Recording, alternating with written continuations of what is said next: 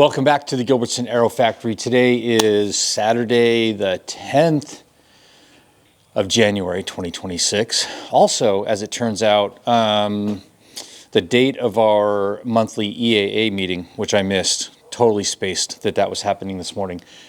Anyways, it's like 1, 2 o'clock in the afternoon. I have a little bit of time to work. And so we're going to resume.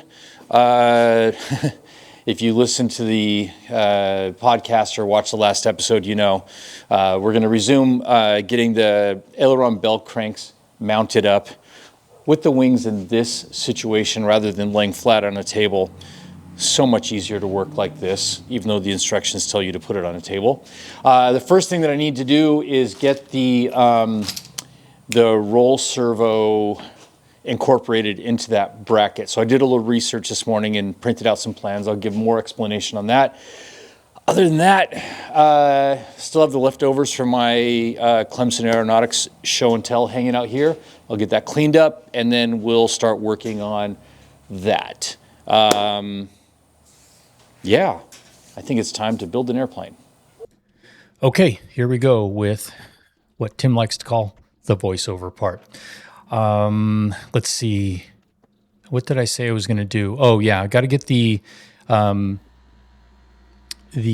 Aileron, the roll servo bracket installed. And what am I fussing around with here? Oh, I made a run to the store to go pick up another set of calipers because I tend to go through 2 or 3 a year, which is why I don't spend a lot of money on them.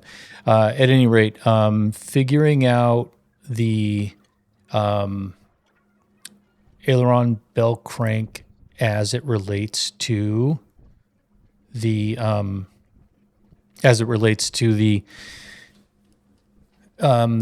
pitch servo or the roll servo mount that I purchased for the Garmin roll servo. And in my research and looking around and getting the instructions offline, that needs to be attached to the right wing. And as we're looking at it right now, we've got the left wing, I believe. Is that in front of us? Oh, no, that's the right wing. Yeah, so I think what I did first was I removed the lower bracket. We're replacing the lower bell crank mounting bracket with this other one that's going to hold the servo. And I'm looking at maybe the AC 413 for torque values and whatever. And we're going to get it all mounted up. This image doesn't really give you any kind of clue as to how that thing is set up. But if you're looking there in the middle of the wing where I'm sitting, you see the bell crank assembly is white. And then formerly the bracket that mounted it was also white. And now it's really hard to see because that the replacement piece is very much the same color as the spar itself. But we're getting it all set up and run down and torque seal painted on, which, by the way, this last tube of torque seal I had is absolutely garbage. So I've been writing some notes down on my plans here for the bolts that I have torqued in the last couple of days so I can put torque seal on them with new anti-sabotage paint that will be supposed to be arriving today. Now it's arriving tomorrow from Amazon. So let's see, this is Saturday, and the whole day Saturday was fussing with getting these mounted properly, I believe. It says, so by the way, it says at the beginning of this, I think it was 3.4 hours Saturday, and then later we'll move into Sunday, and it was 3.1 hours there. People have different feelings about the way that they calculate the time that they're building on the airplane. If I'm working in the shop, even if it's standing around confused, I'm booking that time. because I would just want to be realistic for myself at the end of it. How long did it take to build the airplane? For me, it's not how long did it mechanically take to build the airplane, like how long was I driving rivets or tightening nuts and bolts, but how long did it take not a person to build into Van's RV-8? How long did it take me? That's the real measure. So what else am I working on here? The bell crank assembly, you have a brass bushing that needs to go into the bell crank, and that's what the bell crank is going to pivot around. So there are a few things that you need to do. The bell crank assembly itself, or the bell crank itself, where the brass bushing goes, in that steel weldment, you need to kind of get it reamed out, and then the brass bushing itself needs to be reamed to 1/4 inch to accept the bolt. And then you need to make sure that the brass bushing is a 64th to a 32nd longer than the bell crank where it's being inserted, so that so that when it's all bolted in, the bell crank can rotate around the bushing, not being held by the bracket or whatever. You guys know what I'm saying. If you're doing it, you definitely know what I'm saying. So you see that I've spun it around, and now I'm getting to work on the left wing. And this is important. This is the left wing. I want to put this in your brain right now. This is the left wing, and this is the bottom of the left wing. So just think about how things would all fit together as I get this bell crank set up. The next thing that I'm going to do, okay. I've got my Aileron torque tubes, the long ones, the short ones, and I'm getting the bearings, or the rod end bearings on there. And I had to steal some from my empennage kit. For the long push tubes. Maybe they're around here somewhere, but I don't think that they are. And then you see me getting out the tap and die because I had to clean up some of the threads on the shorter one. Probably when Tim and I were trying to find the best way to remove that powder coat. At one point, we chucked up one of the tubes in a drill vise and got that thing spinning to see if we could use sandpaper to get it off. At any rate, it all worked out. I got them all cleaned up.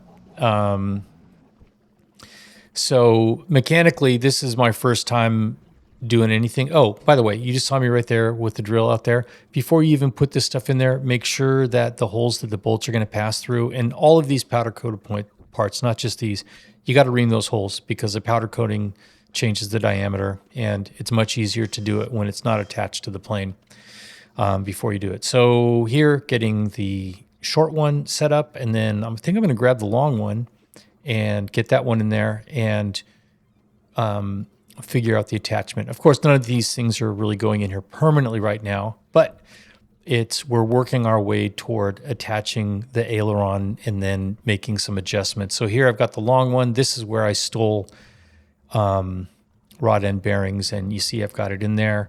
And I'll spend a little time kind of fooling around with it. It's pretty. It was a pretty challenging fit for some reason to get that thing connected to the bell crank. And if you paid attention to what I said earlier about how this wing is set up, you might know why it was tricky.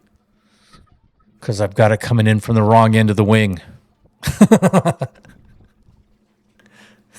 It's Sunday now, next day. I wanted to show you something really quick before I get back into it. Last night when I got home from church, I decided to go ahead and try to mock up, like throw the aileron on just to see how that all connects. And I discovered a mistake that I'd made, so I figured you should know about it. These are the aileron attach brackets right here. And I made a mistake when I bolted them on. And it's an orientation thing. We've talked about orientation before and trying to keep track of everything. And in my brain, for whatever reason, there's a funny thing of trying to keep track of orientation when we're working on parts that along the wing that intersect with the spar. So I'll show you what I did. It's not a big, crazy mistake, but see these, these two nuts and then the bolt in the middle, I have them switched around. It should be that the middle one, the nut is on this side, and the top and the bottom one, it should be the bolt head that's here and the nut on the back side. And the reason that's important is because when we try to connect this push tube over here with the bearing, it interferes with this nut right here. So I just need to go switch these around on both ends and on both ailerons. That's part of what I'm doing today. Okay, Sunday now, you can see that the long push tube is coming in from the actual fuselage of the airplane and not from the wingtip. Anywho, it fits really well now. Let's see. Okay, I needed to switch the bolt orientation for these aileron brackets. If we go all the way back to when I was building these originally, and if you watch anybody else's channel, you know that these are particularly hard to set because there's not a lot of clearance either from the front side or the back side to get these nuts run down and properly torqued. And what I ended up doing was taking a deep reach socket and grinding it down to a really thin wall deep reach socket. And other people have had to make other tool modifications similarly. So this was, 3 hours on Sunday. This particular part of it, it's just really slow. It's really slow to do this because of the limited accessibility to these nuts. So you're doing like a quarter or an eighth of a turn at a time just to run them down. Maybe from the top for sure, you can get a ratchet on there. But I'm a little bit of a nerd about instructions, and somewhere in the AC 43 or 4313 or somewhere, it talks about never turning the bolt head because you don't want to turn the bolt in the hole. You want to turn the nut on the other side. So that's what I did. I held the bolt head stationary and turned the bolt around it and spent all day doing it. So anyways, right now, this is just the left aileron. I know that at this point, when I say the word left, the next word you hear in your head is flap. This is the left aileron, and that will be all that we work on during this session today, the first long bit. What am I doing here? Oh, there are some spacers that need to be cut. So you do need to pay close attention when you are mounting the ailerons because there's for each of the mounting points, and there are three. There are the two brackets, and then there is where the aileron push tube attaches to the aileron. And they each have a unique hardware stack, including two places where you need to cut spacers from a little piece of aluminum tube. I think one is 17/32, and the other one is 3/16, 3/8, and somewhere in there. At any rate, that's what I was doing over there. Now, a lot of fooling around trying to figure this out, and I'm going to have to make some adjustments to the way I did it. One of the things that you might catch there is how I get that mounted up in place without the actual hardware. Very early on the wings, I don't remember where I got it, if it was from the plans or somewhere else, but maybe Joe told me to make these pins out of 1/4-inch steel rod, kind of like aligning pins, but basically they're just pins that I can pop in through the mounting points while I get it, and then chase the hardware through. So that was very helpful. But that section where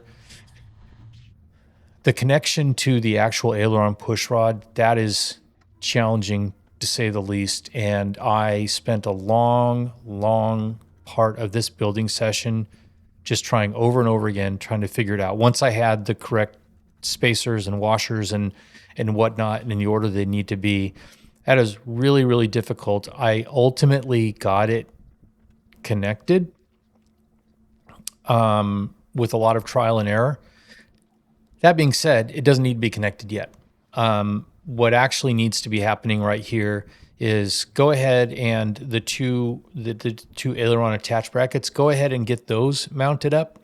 But as far as the push tube, just pin it. And then there is a jig that comes with a kit that goes around the aileron bell crank at the bottom to set what is supposed to be the neutral position for the aileron. So what you want to do is get this thing set up, and I'll talk more about this in the next video because it's the next day's work. There's a process by which you can make sure that the neutral position is exactly where the engineers want it, because there's some adjustability because of those threaded rod ends.